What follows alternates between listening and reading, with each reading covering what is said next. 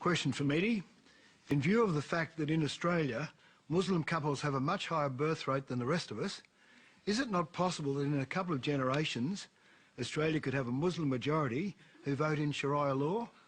Further, if so, is it not possible that sects could develop, Sunnis and Shias, who begin bombing and shooting each other and turning currently the best country into the world like another war-torn Middle Eastern country? This is not Islamophobia, this is Sharia law phobia. Okay.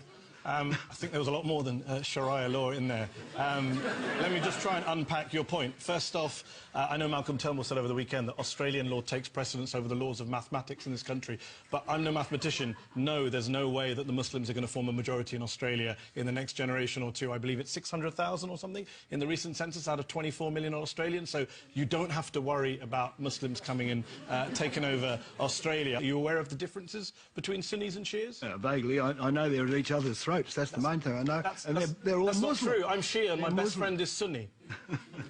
Well, I think it's not true. In a global context, there is a kind of truth to that, isn't there? I mean, Iran. There's not. Sorry, Tom. There's not a truth to that. Actually, there's a geopolitical game in the Middle East where one Shia majority country and one Sunni majority country do want to kind of dominate the region. There's no doubt about that. But the idea that this is some kind of lazy Sunni-Shia split. In fact, in a country like Iraq, you mentioned war-torn countries in the Middle East. Iraq, a country torn apart by war, partly by its horrific dictator, partly by a Western coalition that involved Australia that went in to make it more war-torn, and today is riven by sectarian splits that didn't really exist before 2003. Pre-2003, Sunnis and Shias got married in Iraq, had sushi children, mixed children, right? So let's not...